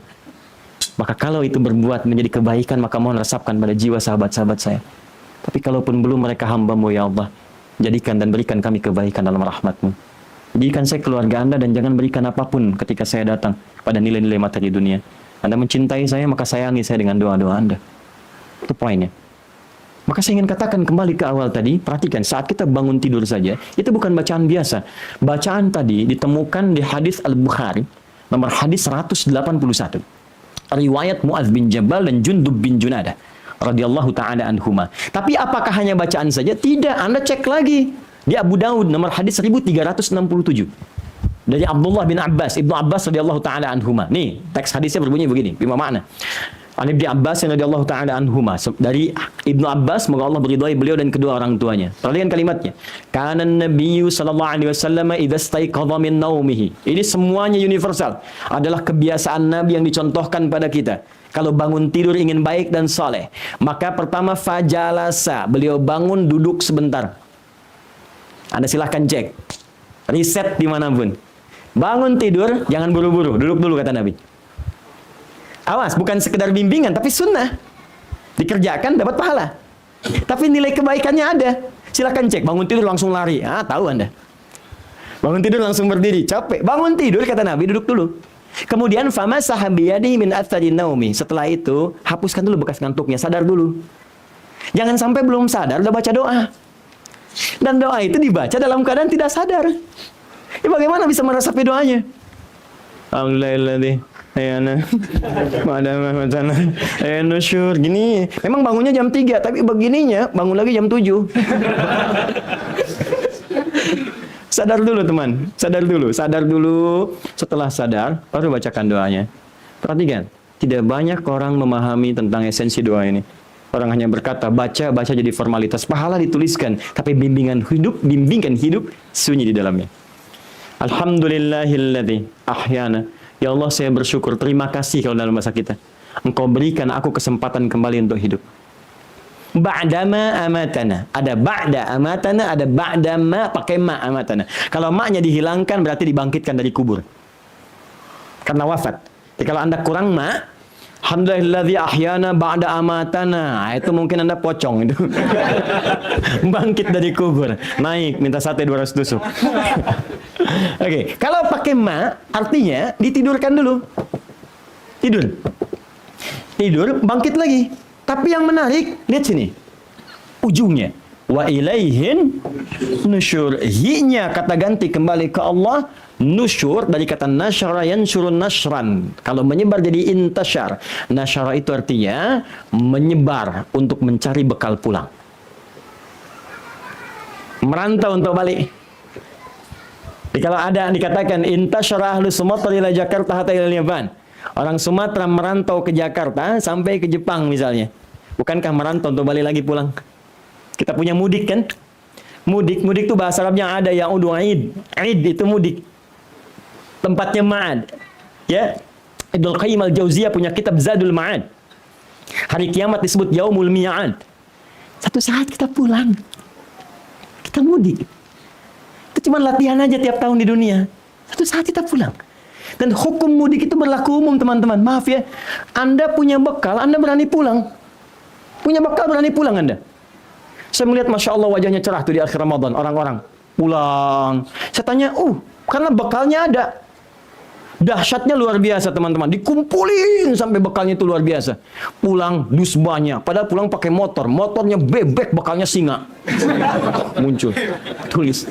Di belakang dia tuliskan, Mama aku pulang. Ya. Terus dia telepon ke rumah. Pulang nggak nak? Pulang mah. Karena tahu akan pulang, diberesin di rumah semua. Disambut kita karena kita pulang bawa bekal. Rumah dicat, dirapiin, kue-kue diadain. Yang nggak ada jadi ada. Bahkan yang paling dahsyat, luar sama dalam beda. Luarnya kongwan, isinya rengginang. Ini cuma Idul Fitri itu. Tapi disiapin, ada gitu. Ada. Saya pernah tanya pada seorang, kenapa Anda nggak pulang? Karena nggak ada bekal, Ustaz. Nggak ada bekal, malu pulang. Nggak ada bekal, takut pulang. Jadi kalau di dunia saja Anda nggak punya bekal, nggak bisa pulang, bagaimana Anda bisa malu? Atau Anda merasa tak malu pulang ketika tak punya bekal pada Allah? Apa bekal Anda? Kita akan pulang. Saya satu kali di malam Jumat, saya katakan pada kawan-kawan penghafal Quran, cepat cari bekal, jangan banyak bermain. Jadi apapun kalian di dunia, kerjakan. Tapi cari bekal akhirat, karena kita suatu saat akan pulang. Kalau bukan saya duluan, mungkin Anda duluan pulang. Maka di situ ada seorang mahasiswa, dia berubah dirinya. Berusaha untuk menghafal Quran, dia cari bekal. Dia masukkan ke dalam tasnya. Yang saya tidak ketahui, tiba-tiba saya mendarat dari Lampung, keesokan harinya, omnya, seorang tokoh di Indonesia memberikan pesan WhatsApp. Anak itu sepulang pengajian, dia kendarai motornya, berharap-harap sampai ke rumahnya. Ternyata itu menyampaikan dia pada tempat peristirahatannya.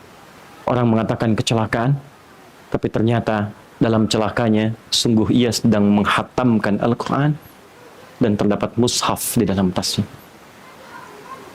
Banyak orang tua, sepupu, menyaksikan bagaimana perubahan sikapnya. Maka saya berkata, sungguh beruntung kau. Saya yang belum jelas sampai dengan saatnya dan belum aman posisi saya. Ya suatu saat kita pasti akan kembali teman-teman. Kita akan pulang. Makanya jangan banyak cari persoalan. Perbaiki hubungan dengan kawan-kawan kita. Untuk apa? Karena urusan dunia kita berselisih. Pemilu itu cuma 5 tahun. Apa harus menjadikan kita tidak bersaudara dengan yang lain? Terkoyak kita semua. Kita akan pulang kepada Allah. Berapa dosa di lisan yang pernah mencela si fulan, si fulan, si fulan. Berapa dosa di tangan yang menuliskan hal yang tidak pantas. Kita butuh untuk kembali bersinergi. Cari kebaikan. Apapun itu, kita akan pulang. Maka cari bekal. Nah, bekal kita saat pulang disebut nusyur namanya. Merantau untuk pulang. Maka Anda saat mengucapkan kalimat itu berjanji kepada Allah, ya Allah, hari ini saya akan beraktivitas yang baik-baik, cari bekal. Kalau saya meninggal di hari ini, saya siap untuk pulang kepadamu. Itu maksudnya. Makanya Nabi mengajarkan sebelum tidur, itu mengevaluasi kegiatan sebelumnya. Jadi sebelum tidur itu kita dicek. Nih, teman-teman yang pengen ke surga, yang pengen ke surga Firdaus, yang pengen ketemu Nabi, coba dicek. Hari ini berjamaah berapa kali di masjid? Kalau tidak ke masjid, berapa kali jamaahnya? Berapa kali sholat sunnahnya sekarang? Cek. Katanya pengen ke surga. Berapa ayat sudah baca Quran hari ini? Berapa yen sudah sedekah hari ini? Cek, lu timbang dosanya. Berapa kali lisan berkata yang kotor hari ini? Berapa kali pikiran suudzon pada orang lain? Berapa kali tangan berbuat maksiat? Timbang. Makanya Nabi sebelum tidur itu istighfar dulu sampai 70-100 kali. Astagfirullah. Itu Nabi yang maksum. Dijaga dari maksiat, istighfar. Kenapa masih istighfar? Kata para ulama hadis untuk mengajarkan pada kita yang bukan maksum. Istighfar. Istighfar. Untuk menggugurkan dosa-dosa kita saat itu. Mungkin saat tidur kita nggak bangun lagi. Dan itu orang yang biasa istighfar, tidurnya enak, Pak. Coba malam ini, Anda istighfar. Salawat pada Rasulullah. Salawat. Allahumma salli ala sayyidina Muhammad, salli ala sayyidina Muhammad, salli ala Muhammad, salli ala sayyidina Muhammad wa ala ali Muhammad. Istighfar, astagfirullah, astagfirullah, astagfirullah. Demi Allah saya katakan, tidur Anda nikmat sampai bangun besok. Dan dihidupkan lagi besoknya. Makanya hari pertama tadi subuh saya jelaskan yang Anda sholat subuh di sini. Kenapa disebut subuh dari kata asbah? Sesuatu yang siap dengan rencana. Sebelum Anda eksekusi, menghadap dulu kepada Allah sholat. Jadi Anda bikin rencana. Karena kemarin saya kurang jamaah hari ini. Saya jam 7 pagi. Kerjakan ini. Sebelumnya subuh di MIT. Masih Indonesia Tokyo. Nanti zuhurnya di Cami. Asarnya di mana? Ini di mana? Saya mau baca Quran sekian ayat. Saya mau sedekah sekian yen. Rumuskan itu. Makanya disebut subuh. Orang Islam itu kenapa sholat pertama disebut subuh? Untuk menunjukkan seorang muslim sudah siap dengan rencana yang akan dieksekusi di hari itu. Datang kepada Allah lewat sholat, dipancarkan iman kita disebut dengan fajar. Maka rencana Anda dihadapkan pada Allah untuk meminta kemudahan. Ya Allah, mudahkan rencanaku di hari ini. Itu yang dimaksud wa ilaihin nusyur. Baru satu. Berapa banyak sudah kita kerjakan dalam kehidupan kurikulum ini? Pekerjaan kita akan dibimbing oleh Allah. Makanya orang yang memulai dengan ikhtiar yang baik dan tawakalkan kepada Allah, maka nanti tangan-tangan kebaikan dan bisikan malaikat akan menjaga dia supaya terus dalam kebenaran. Makanya orang begini itu pasti akan dijaga. Silahkan cek. Mau nyentuh yang haram, langsung hatinya mengatakan, jangan. Pindahkan. Mau bicara yang kotor, jangan keluarkan. Tahan. Insya Allah baik. Itu bisikan itu ada. Tapi kalau ini nggak ada, nggak dikerjakan, tuh hambar di lisan. Alhamdulillah, diakhirnya ba'na mawatan wa ilaihin nusyur. Tapi maksiat, iya, ini, ya itu, ya. Bisikannya beda. Pulang dari masjid, lihat sendal bagus. Jangan. Jangan yang itu yang lebih bagus lagi. Nah, ini kan sederhana ya.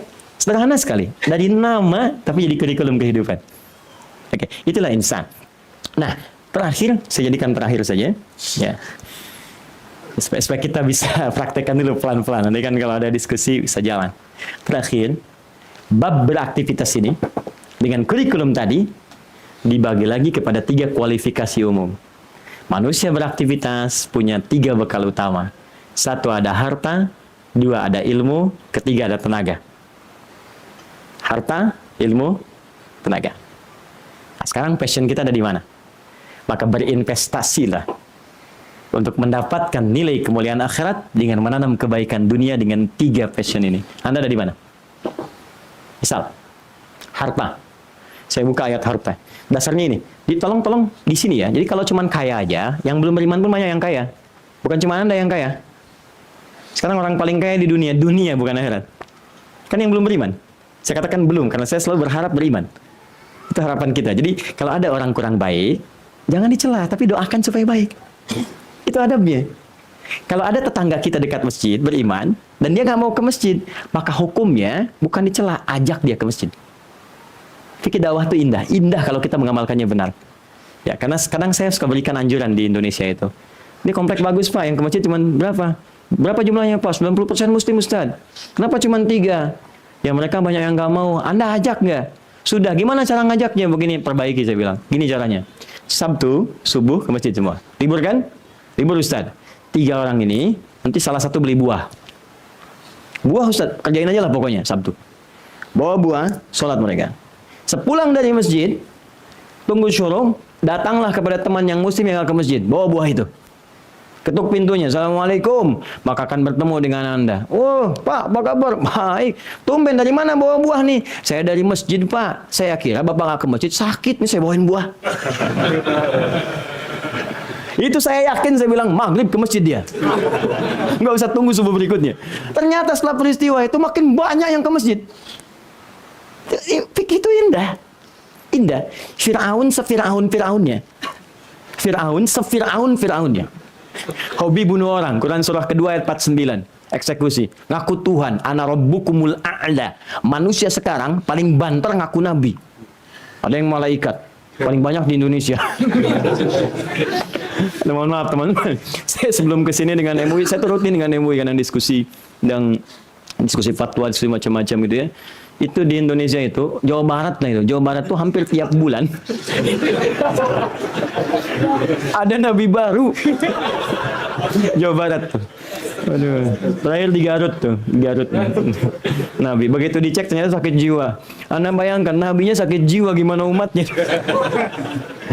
Jadi kita itu memang luar biasa ya. Kalau ada ngaku nabi, memang nggak aneh. Kata Nabi udah diprediksi, la nabiyya ba'di. Kata Nabi, setelah wafatku akan banyak orang ngaku nabi. Cukup tepikan aja. Jadi kalau ada ngaku nabi, nggak usah kaget. Yang kita heran itu setiap ada ngaku nabi, ada pengikutnya. Ini memang unik-unik. AM tuh, pelatih bulu tangkis dulu. Ngaku nabi. Tangkap polisi kita. Togasi. Bagus. Kenapa ngaku nabi? Saya ke Bogor, Pak. Dapat wahyu. Saya kebayang orang ke Bogor dapat talas, dia wahyu kan? Nggak cukup tuh. Jakarta, LA. Ya, karena ini Bogor, Nabi, Jakarta ibu kota negara, levelnya naik dikit. Ku malaikat. Dulu minta izin mendaratkan malaikat Jibril di Monas. Bagus, tangkap polisi kita tuh. Polisi kita jangankan teroris, malaikat tangkap. Hukum 2 tahun. Kita support baik-baik. Jadi memang unik-unik ya, keadaan masyarakat kita. Jadi kita kembalikan kepada konsep tadi, tarik lagi teman-teman sekalian. Jadi kalau kita bawa, kita dorong, maaf, sebelum kita kembali, perbaiki diri kita dulu, petakan dengan baik, sekarang kembalikan. Perhatikan baik-baik, harta. Jika ada yang dititipi harta, perhatikan dasarnya. Quran surah ke-28 ayat 77. Masih ingat? Oh, hati-hati. Tadi saya buka dengan Fir'aun se-Fir'aun-Fir'aunnya. Ngaku Tuhan, senang bunuh orang, tetap Musa diperintahkan dengan cara yang lembut. Kenapa saya buka dengan 28 ayat 77? Karena Fir'aun nanti itu, maaf, pejabat pemimpin yang zalim berpartner dengan di backing pengusaha gelap. Pengusahanya Korun namanya. Itu sejaman dengan Musa, sejaman dengan Fir'aun. Jadi sudah nggak bagus pimpinannya, di backing oleh pengusaha gelap, plus dapat masukan dari intelektual yang keblinger. Namanya Haman, komplit lah. Ya, tapi yang paling menarik, se-Fir'aun-Fir'aunnya, seburuk-buruknya, tetap Musa diperintahkan berdakwah dengan lembut. Buka Quran surah ke-20 sebelum ke-28 tadi, Quran surah 20 ayat 43 sampai 44.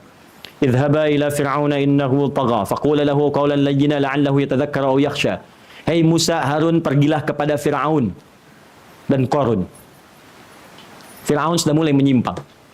Tapi dakwahi dia dengan lembut. Mungkin dengan kelembutan itu boleh jadi dia sadar ada yang keliru dan mau kembali kepada Allah. Karena itu ulama pernah mengatakan begini, jika Anda melihat orang tidak baik dalam hidup, maka coba cek dulu dirinya. Dia Fir'aun bukan? Terus cek diri Anda, Musa bukan? Harun bukan? Dia bukan Fir'aun. Ya, Anda bukan Musa, bukan Harun.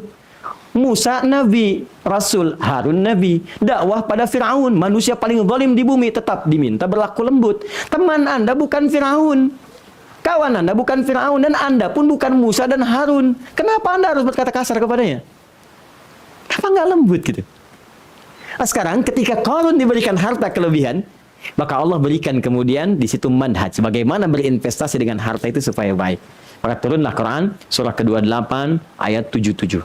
Tapi sebelum ke 77, saya ingin berikan gambaran highlight tentang siapa Qarun yang sampai sekarang hartanya masih dicari. Inna Qaruna kana min qaumi Musa fabagha alaihim. Qarun itu sezaman dengan Musa. backingnya Musa. Maaf, backingnya Firaun. Hartanya banyak. Bagha cuman sayang, hartanya disalahgunakan. Nggak ada investasi kebaikannya. Jangankan akhirat, dunia pun tidak. Jadi penyimpangan harta disebut bagha. Penyimpangan kedudukan disebut tagha. Makanya ketika Firaun disebutkan idzhab ila fir'auna innahu bagha. Firaun bagha. Lihat diksi Al-Qur'an. Wa inna mafatihahu latanu'u bil usbah. Kalau Anda pengen tahu kayaknya Qarun, kata Allah, itu kunci berangkasnya saja. Kalau dia kemana-mana dikawal bodyguard di belakangnya. Ada yang menyebutkan sampai 8 bodyguard. Bukan ngawal Qarunnya, khusus untuk pamer kekayaannya. Dia ngangkat kunci berangkasnya. Jadi diangkat sama 8 bodyguard, masih kesusahan. Saking kayanya. Pamernya nggak ketulungan, profesional. Begitu jalan dia ingin pamerkan. Mau nyuri, ini aja ngangkat kuncinya susah. Itu Qarun tuh. Dia, udah pokoknya urusan ria dia nomor 1 dah di muka bumi. Nggak ada yang ngalahin. Ya, nggak ada yang ngalahin. Anda kalau punya kunci berangkas 1, maaf, Anda sembunyikan atau Anda upload di media sosial. Pasti Anda simpan. Ini Qarun saking kayanya, ditunjukkan. Kalau mau nyuri aja, nih silakan. Ini aja berat angkat kuncinya. Qarun. Tapi apa yang terjadi? Fakhasafna bi. Kami buat likuidasi. Telan semua dengan hartanya. Dan Allah berikan manhaj di situ. Kalau cuman pengen kaya, Qarun paling kaya. Hartanya dicari sampai sekarang. Jadi kalau Anda nggak lebih kaya daripada Qarun dan pengen pamer, Anda telat. Telat Anda. Cuman pengen pamer pakai Ferrari, manasin mesin bolak-balik gitu kan. Bilang mohon maaf, kadang balapan pakai taksi dibayar. Maaf Pak, Anda telat. Kalau cuman pengen pamer, telat. Anda waktu belum punya motor, jalan biasa saja. Ke masjid, udah punya motor, muterin komplek dulu. Akhi, ke masjid yuk. Ke masjid. Pim. Yang dicari padahal sedang ke Bandung. Gitu kan? Kembali. Capek. Maka apa manhajnya? Itu kita turunkan dengan cepat. Wabtaghi fima atakallahu daral akhirah. Wala tansa nasibaka minad dunya.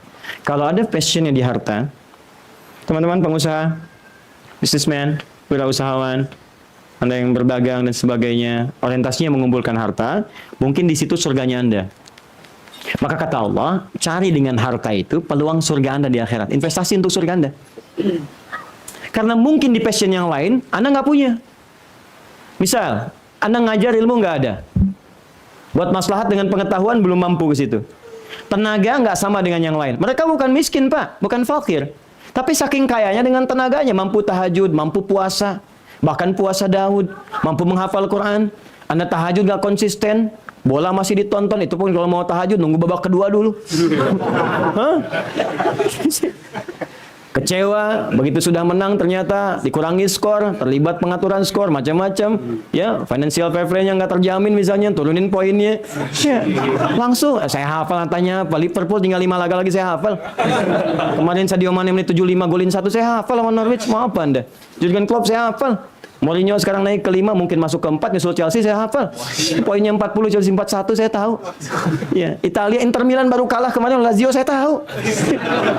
Juventus nyaman di atas itu kan. Saya tahu. Real Madrid aja kemarin seri saya tahu dua-dua. Ya, Neymar dicat pakai pink rambut saya tahu. Dia rainbow flick kemarin dihukum aja kau kartu kuning langsung salah dan memalukan kawan. Saya hafal. Tapi apakah saya nonton? Tidak. Tidak, apa yang bisa kita baca besok? Ngapain investasi waktu malam-malam? Capek buang-buang waktu. Bisa tahajud nggak bisa diulang besoknya. Ini kan tinggal kita lihat, kita baca. Ya, jadi balikin lagi ke yang tadi. Kalau Anda ada harta, Anda mungkin nggak bisa nyusul mereka yang tahajud tiap malam. Maka investasi dengan harta Anda. Karena itu turunlah sedekah, turun infak, turun zakat. Kan gimana bisa zakat kalau nggak ada uangnya?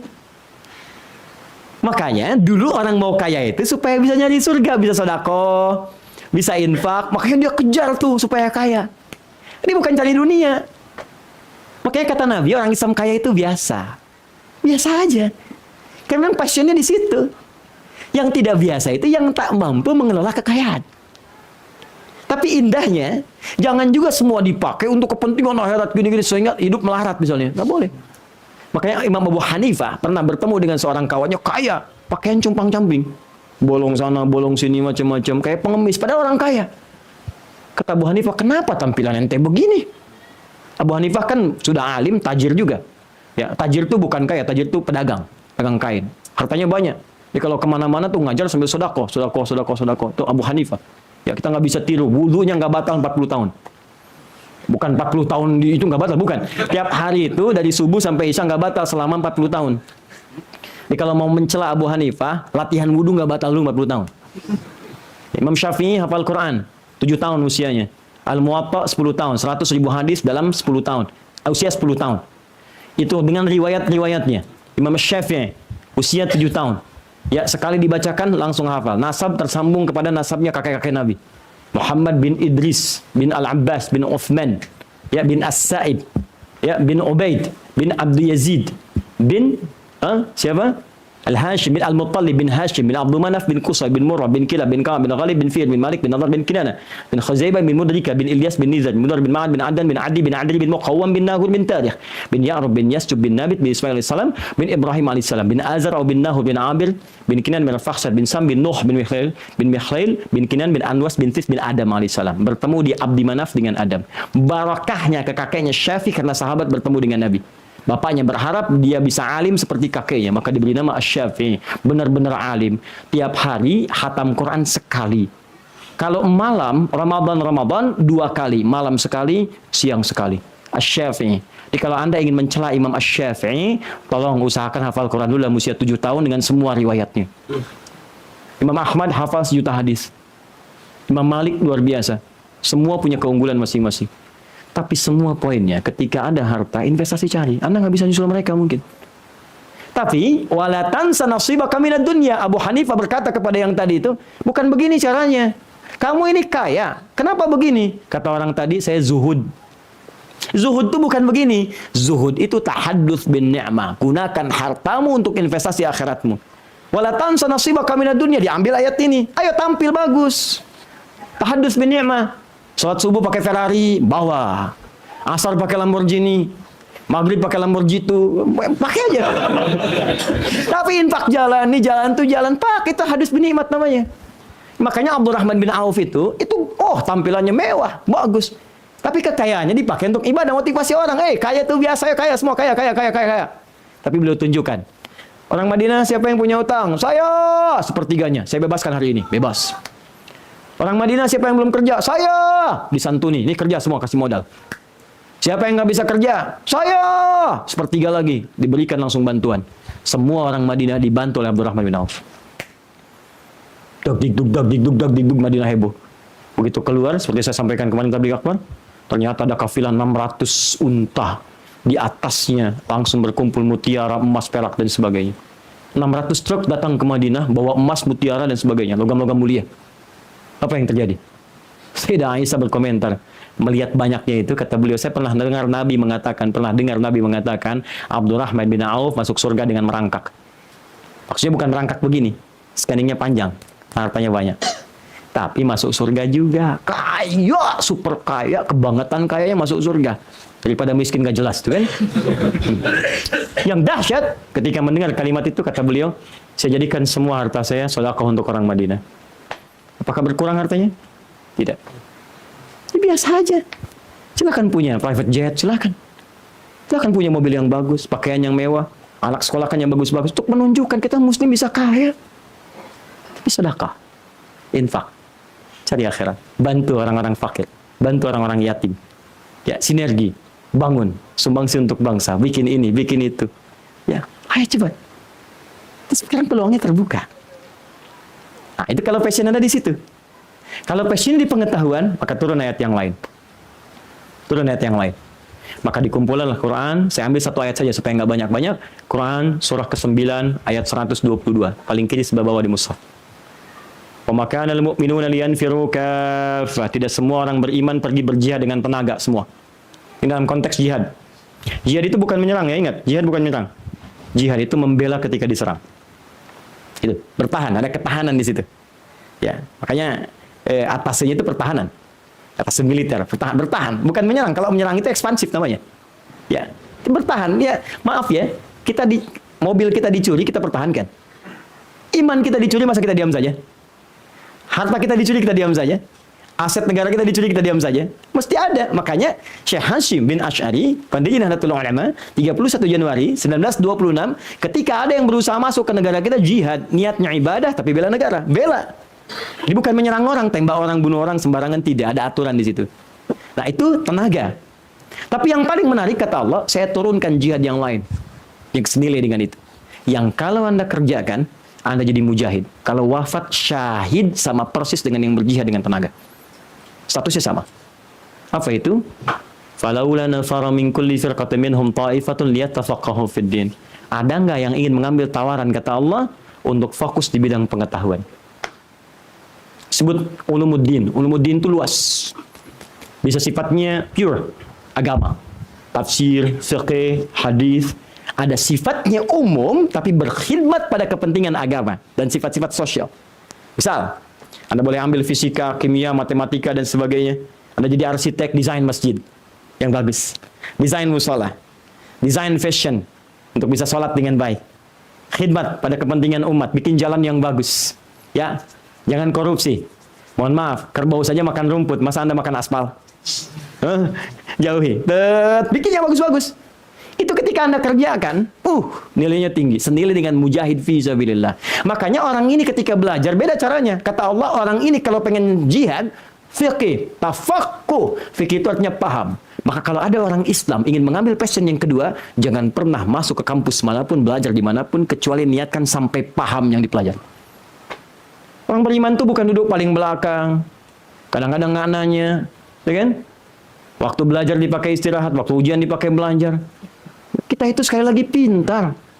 Saya Pak diangkat 26 tahun jadi mufti di Tripoli. Amin khutbah, selevel dengan ketua MUI. Itu berhak menentukan siapa yang khatib di Tripoli di Masjid Da'wah Islamiyah. Saya yang seleksi.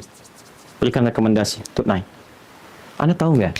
Orang Indonesia itu anugerahnya tinggi. Kepintarannya itu kebangetan kadang-kadang.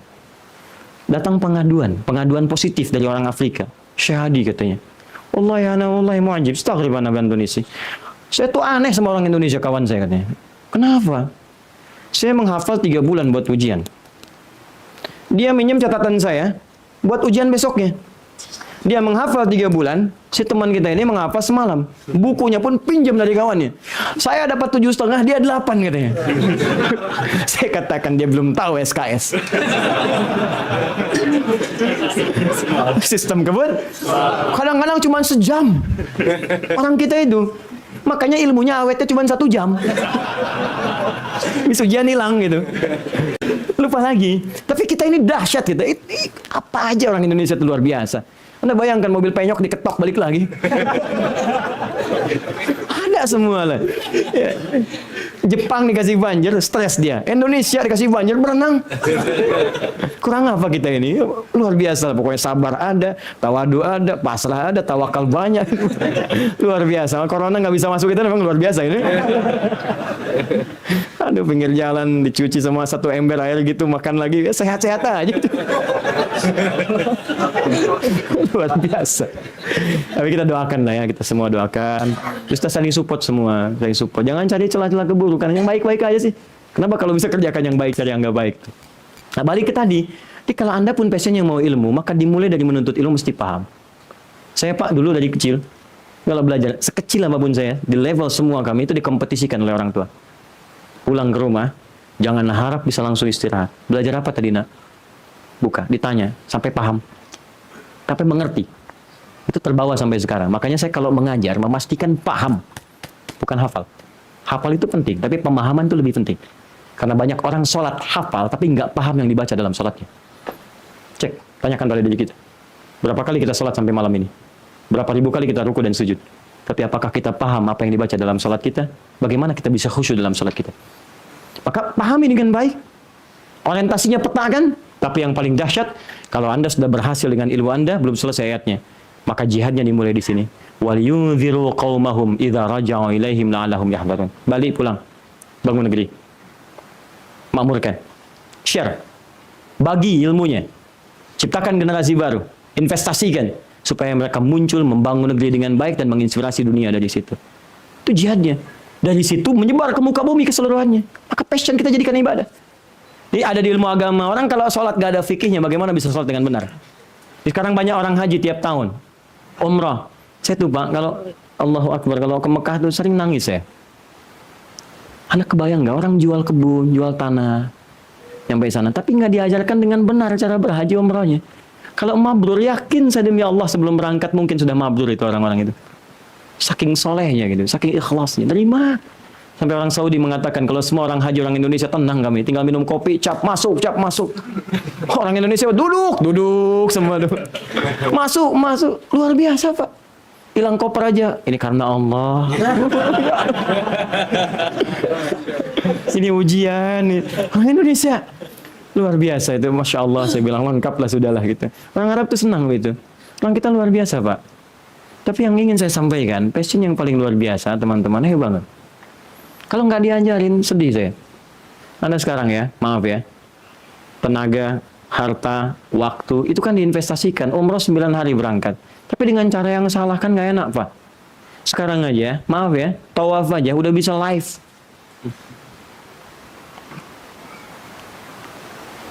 Subhanallah, alhamdulillah, wala ilaha. Udah.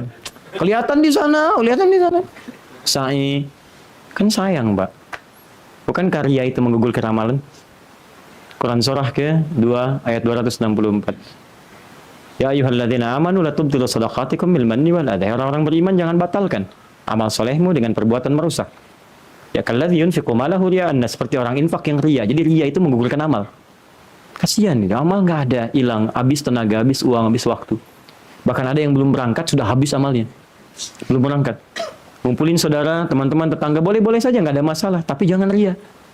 Boleh minta doa, nggak apa-apa Pak. Nanti kalau ada haji berangkat kumpul, doakan, itu sah, tapi jangan ria. Kumpulin sekomplek kan. Saya mohon maaf, besok saya akan berangkat haji. Mohon doakan, mudah-mudahan lancar.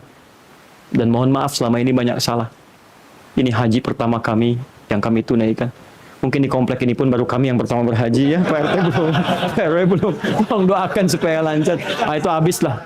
Habis. Ya, jadi passion yang kedua ilmu. Tolong teman-teman yang punya ilmu di sini share.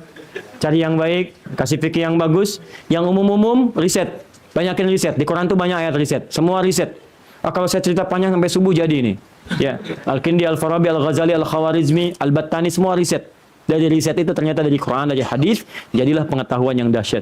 Ya, contoh satu aja ya teman-teman. Itu dulu notasi syair itu diriset.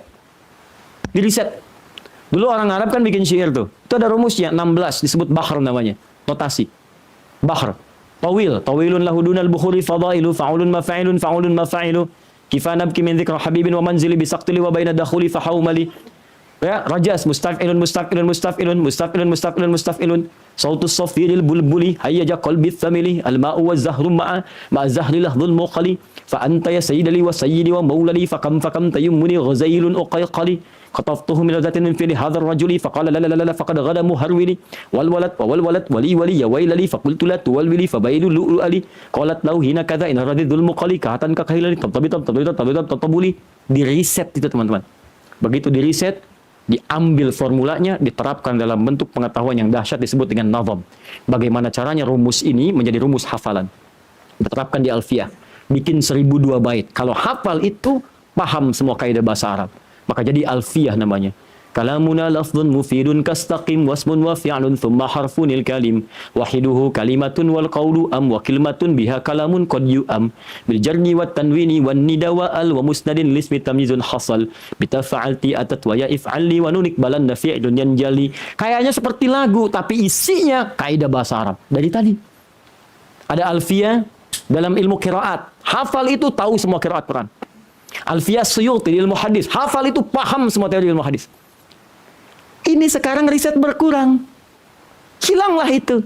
Dibawalah notasi itu, dikembalikan kembali ke musik.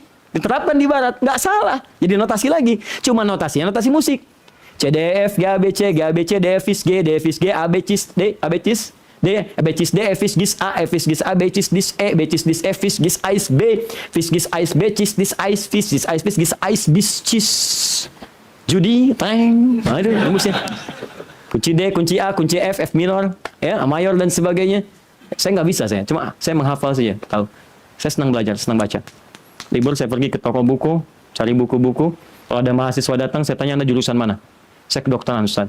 Bawa semua modul Anda ke sini, ajarkan saya semua pelajaran Anda, saya ajarkan apa yang Anda inginkan. Saya senang belajar. Gitu. Nah, itu ilmu, passionnya di situ. Cari yang bagus-bagus, inspirasikan. Kalau nggak ada ilmu, nggak ada harta, saya tutup minimal tenaga. Seperti Bilal. Nggak bisa ilmu seperti Ali, nggak bisa harta seperti Uthman, Bilal. Adzan. Allahu Akbar, Allahu Akbar. Pakai berbuat baik. Bantu dalam kebaikan, maksimalkan. Karena satu saat kita akan pulang.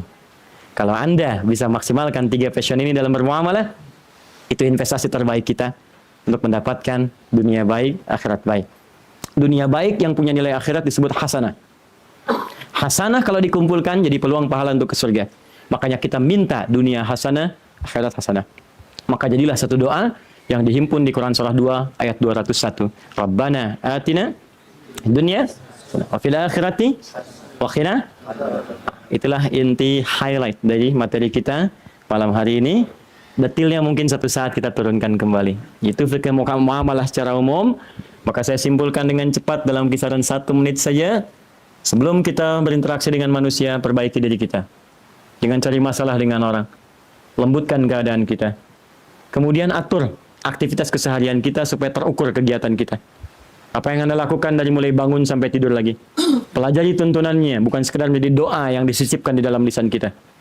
Setelah itu, petakan passion kita ada di mana. Apakah terkait dengan harta, maka usaha yang betul jadi apapun Anda. Pengusahakah, pejabatkah, apakah, dan sebagainya sepanjang mengumpulkan harta. Atau passion Anda di ilmu, maka dalami fikihnya, terapkan dengan baik. Atau memang passion kita di tenaga. Yang kata orang mungkin gak banyak harta, tapi buktikan bahwa tapak kaki Anda sudah terdengar di bingkaian surga. Seperti Nabi mengatakan, aku dengar suara Bilal, terumpah Bilal di pinggiran surga.